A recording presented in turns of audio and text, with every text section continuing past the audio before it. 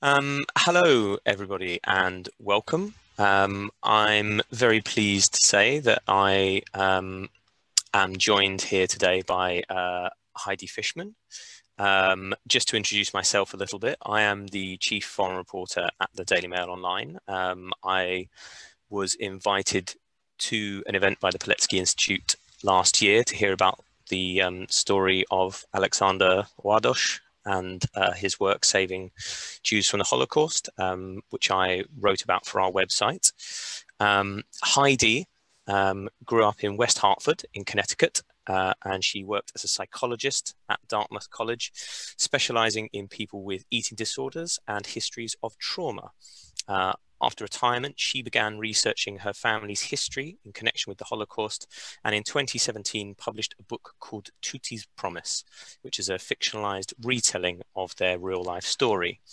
The book has won multiple awards, and Heidi herself has been awarded the Joseph Zola Memorial Holocaust Educator Award from the Morris Greenberg Center for Judaic Studies at the University of Hartford. She now spends her time speaking to schools and community groups about the perils of prejudice and bigotry, and I am very pleased to be able to speak with her today. Hello, Heidi. Hi, Chris. Thank you, everybody at Pileckiego, for inviting me to do this. So I guess we start at the beginning, not necessarily of your family's history, but of this particular story. Most of the events we're going to talk about took place in the Netherlands, but in fact your family had emigrated to the Netherlands. So can you tell us a little bit about where they started out and how they came to be there? So my grandfather, Heinz Lichtenstern, was born in Thorn, which was Germany at the time he was born. It's now Poland. And my grandmother was born in a small town outside of Düsseldorf in Western Germany. And the family moved to Cologne at some point. That's where my mother was born in 1935. And then in 1936, basically my grandfather said, "We're getting out of Germany. This is not good here." And they chose Amsterdam as a place to go because my grandfather's boss moved the whole company to the Netherlands. And so he was able to move with his job. And 1-year-old Tutti, and established life in Amsterdam. Obviously, as we know and history tells us, Amsterdam wasn't quite far enough to keep them safe. The Nazis invaded Amsterdam in 1940, and life changed quite quickly for your family after that. Do you want to talk us through what happened after 1940? Yeah, by that point, my uncle was born. So they had now 2 children. And also, just to back up a second, all of my mother's grandparents went as well. So there was the 4 grandparents, the parents, and then now 2 children. 1940, the invasion. And the Nazis did things very slowly in the Netherlands. They didn't start murdering people quickly. They did it slowly. Segregation and new rules. And my mother wasn't allowed to go to the public school, and she had to go to the Jewish school, and they had to wear the yellow stars. And you couldn't go to a non-Jewish doctor if you were Jewish, things like that. Sorry, no, please continue. My grandfather was, saw very quickly that things were going to get bad in the Netherlands. This was not going to be any better necessarily than Germany. And he was very forward thinking, and he took all his extra cash that he could come up with and gave it to a friend and said, hang on to our money because the Nazis will take it from us, but you're not Jewish, you can hang on to it. Maybe you can do something to help us one day with it. So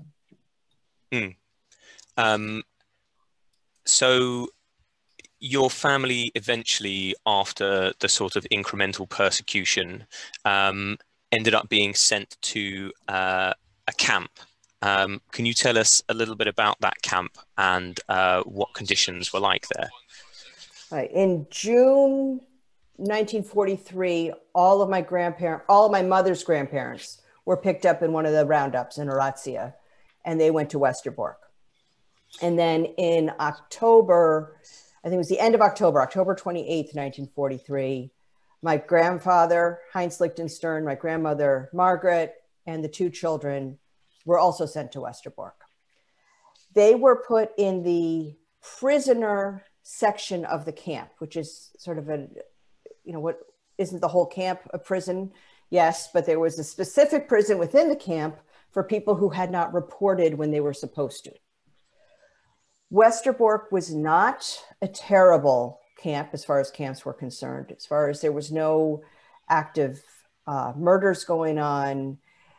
It was, there was enough food, conditions were reasonable, and it was kind of a trick.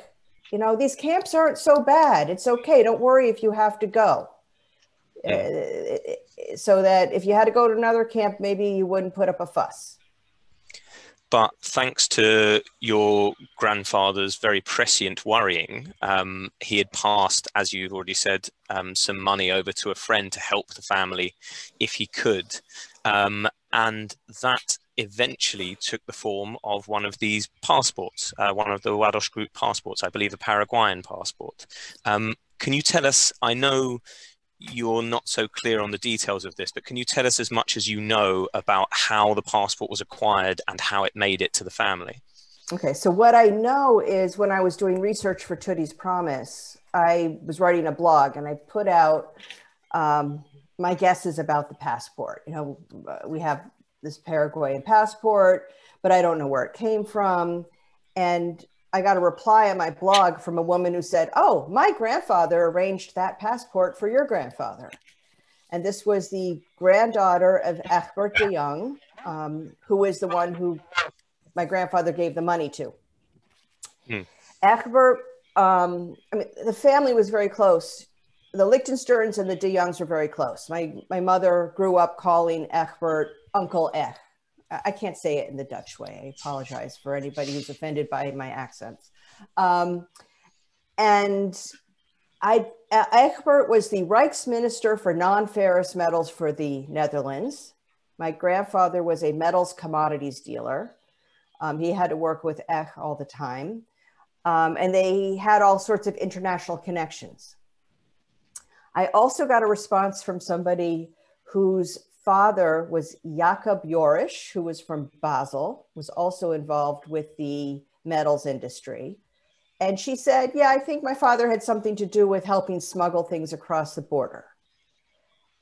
That's what I know. That's as much as I figured out where the passport came from. But so the assumption is that somehow de Jong managed to get in contact with someone who knew or was associated with the Ładoś Group, and they created a passport for your family, and that was somehow sent across the border from Switzerland into the Netherlands and delivered to your family. I believe, in fact, it came as part of a batch and may have been the only one of that batch to get through. Well, yeah, the story my mother has always told was that there were, sometimes she says 24, sometimes she says 30. The number sort of changes with each telling, but somewhere in that ballpark, there were supposed to be 24 passports. And my mother's understanding when she learned about this as a child is she thought there were 24 passports meant for the Lichtenstern family, and only one made it through, and the others were confiscated by the censors. I believe that's impossible. That if there were 24 mailings to the same family, the Gestapo would have been on their doorstep very soon and would have done something. I believe it was 24 passports for people that my grandfather knew, for other people in the company. I do know Moses Hahnemann is one of the people who did receive a passport, who was also one of my grandfather's friends.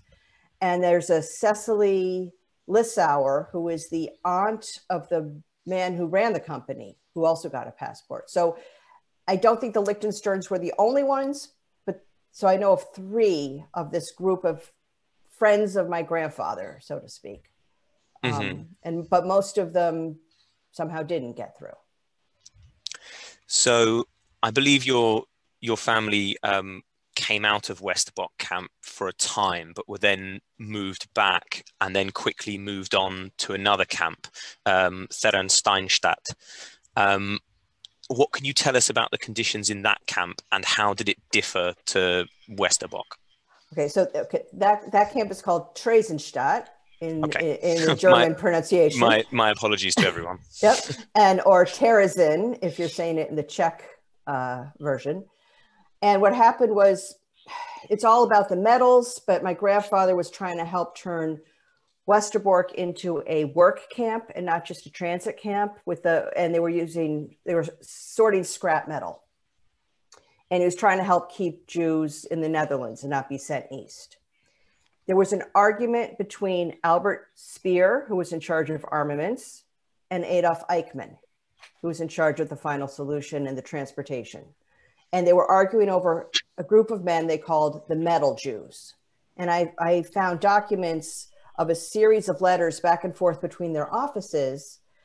What do we do with the Metal Jews? Albert Speer's office saying, we need them to stay in the Netherlands. We need them to help us find metal.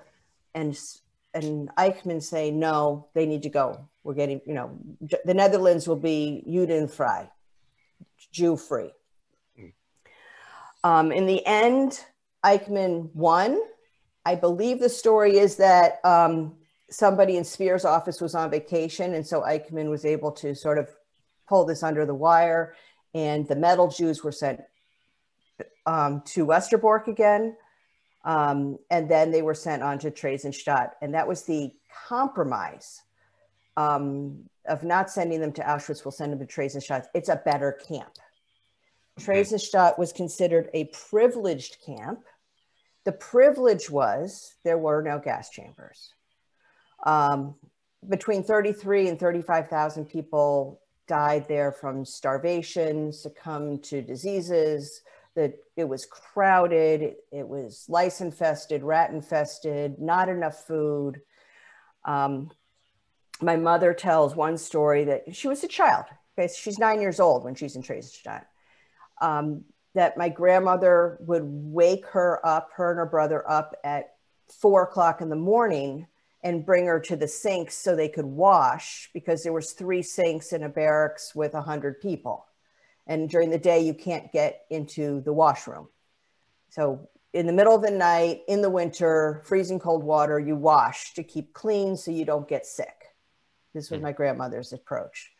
My grandfather had a job working in the root cellar. And of course, the vegetables were for the SS. The rotten vegetables found their way into the watery soup that the inmates got. But my grandfather was able to steal vegetables out of the root cellar, give the family a little bit extra. It was not good conditions. Mm. And that, in fact, only lasted for a few weeks until the transportation to Auschwitz began, although the camp inmates weren't told they were being sent to Auschwitz. Your grandfather was supposed to be on one of the first trains out. Is that correct? Right. My great-grandfather kept a diary, and he talked about this, and my mother has vivid memories about it too, where she tells the story that basically a notice comes out saying the next day there's going to be a transport to the Reich. We're going to take all men between the ages of, I think it was 16 and 55. And you know who's on the list. And so my grandfather knew he was going the next day. And my mother remembers basically she was lying on her bed, on her straw mattress, and my grandfather came and threw himself on her, next to her on the bed, and said goodbye. I'm not going to see you again. He knew he was going to go to his death, and he was saying goodbye to his children. It's a horrible scene to imagine. And the next day he had to report to the train. He gets to the transport and basically he's waiting to get on the train with 2,500 men. And one of his friends you have that passport. Now's the time to use it. Don't be stupid, use the passport. I believe he had basically given up on the passport because it didn't keep him out of Theresienstadt. It didn't keep him out of Westerbork. I don't know exactly when he got the passport, when he had it in his hands, but it didn't keep him from, you know, this whole transport. But someone said, try it. And he did use it. He showed it to some Nazi who then gave him a tiny piece of paper, which my grandmother kept her entire life. I am in possession of it. One line of onion skin typing paper, which says ausgeschieden, which means withdrawn. And my grandfather's date of birth and his camp number and his name. And he didn't go to Auschwitz that day. And he, you know. So the passport saved his life. It wouldn't be an exaggeration in any way to say that. It's not an exaggeration, you know, and I assume it has saved the whole family, because if he went on that transport, what would have stopped, you know, the transport 2 weeks later that had the children, or the one that had the women? The whole family would have been on those transports. So what became of the family after he was given his slip of paper withdrawing him? Where did they go after that? They stayed in Theresienstadt. My mother, her younger brother, her parents, and her father's parents all stayed in Theresienstadt until liberation. My grandmother's parents were on the last train to Auschwitz, and they were gassed. But it's a very unusual story, because the family was together in the same camp. They knew where they were. They were, you know, you have more hope if you're with your husband, if you're with your children. It's a lot, hang on a little better than if you don't know what's happened to your family. And they managed to stay till the end. But tragically for them, the end of the war and the end of Theresienstadt wasn't the end of their troubles, and that's where the passport again came to help them. Can you explain a little bit about how the position your family was left in after the war, and how the passport sort of helped them navigate that new landscape? Well, after liberation, when the war's over, all these camps are being liberated, and the people that had survived, everybody wanted to go somewhere else. Nobody wanted to stay where the Nazis had shipped them to. You know, if you were from Dresden and you're sent to Auschwitz and you managed to survive Auschwitz, you don't want to stay in, I'm not going to say the name in Polish, but the name of that town. You know, maybe you want to go back to Dresden, or maybe you say, the heck with Germany. I don't want Germany. I want something else.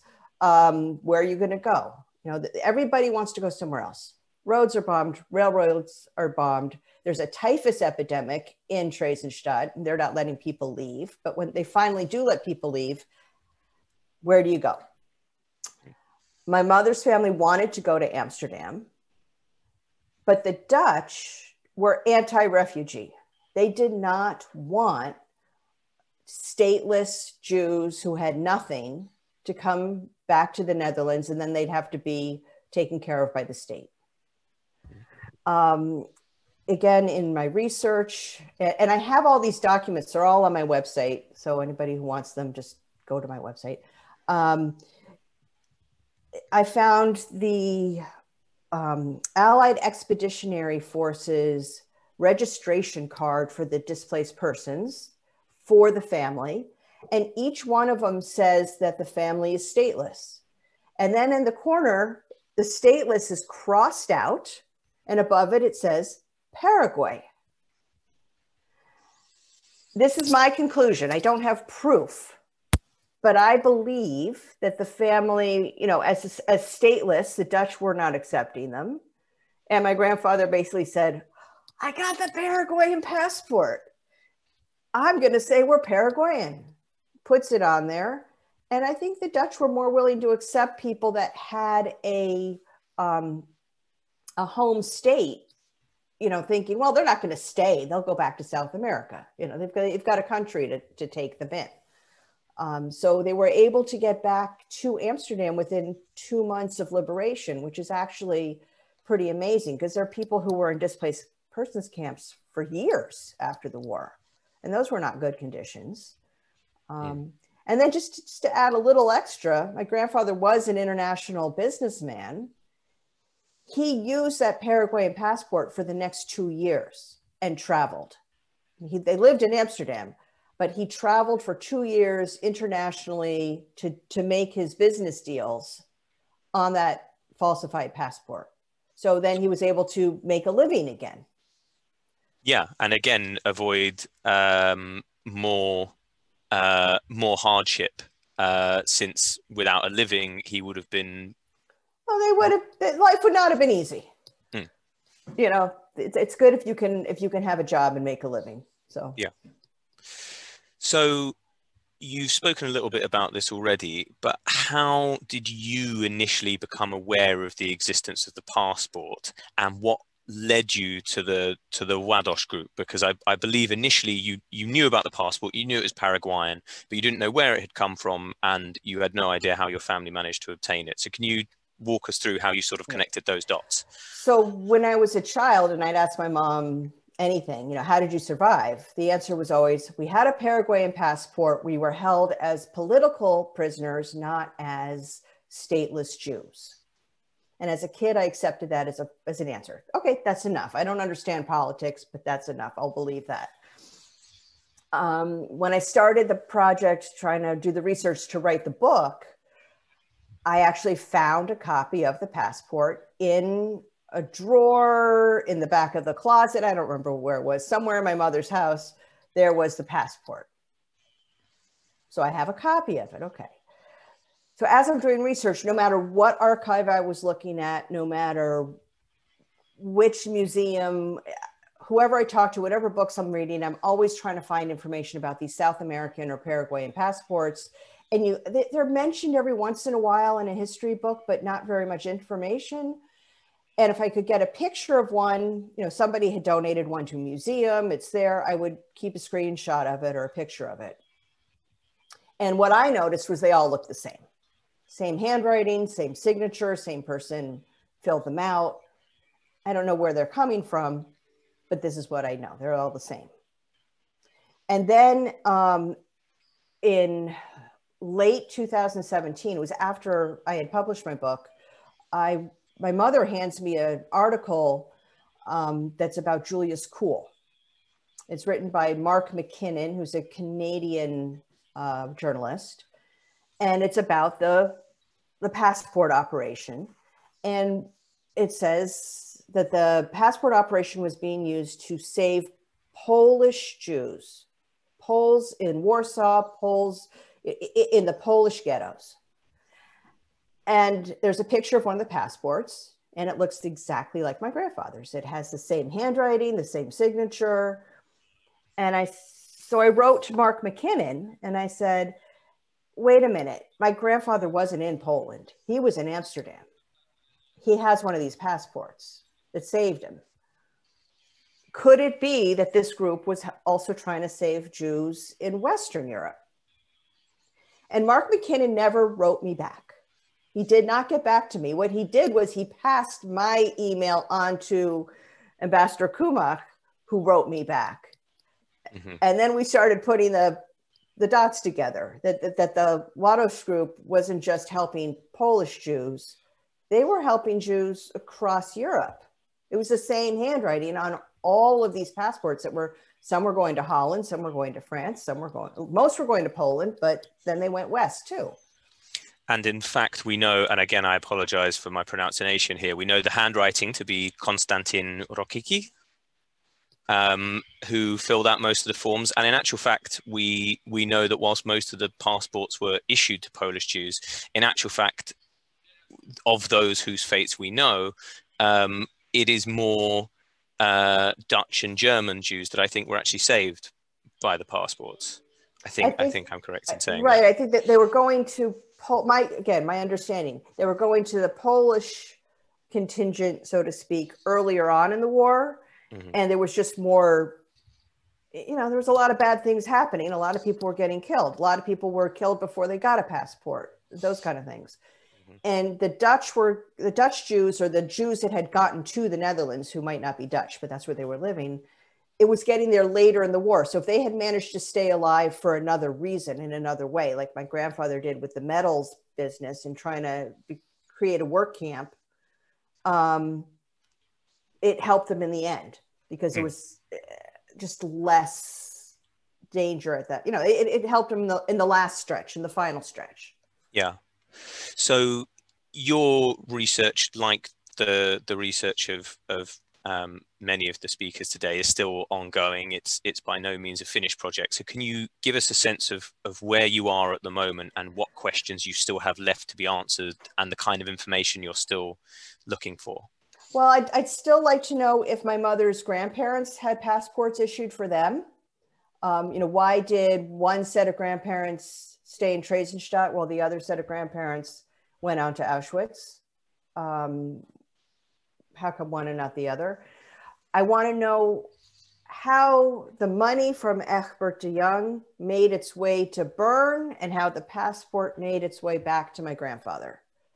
I would like to trace that. How many people were involved?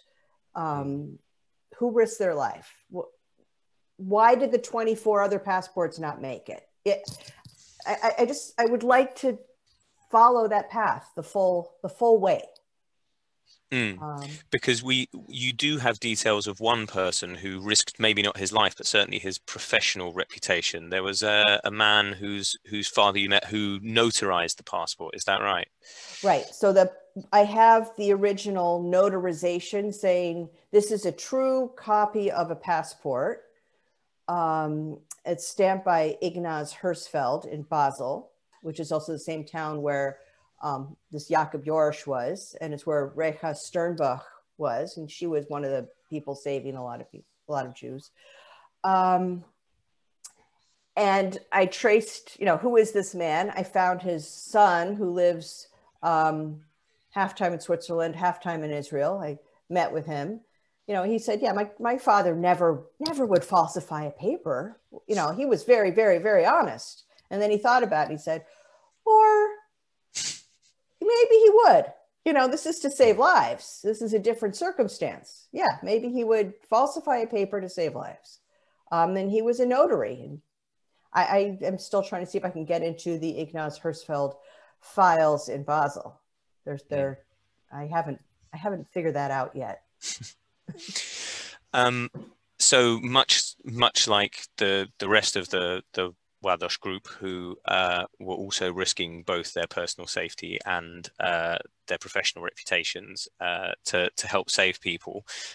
You've obviously had a chance to speak with the son of the man who notarized the passport. I wonder if you could speak directly to the Ładoś group now. What do you think you would say to them?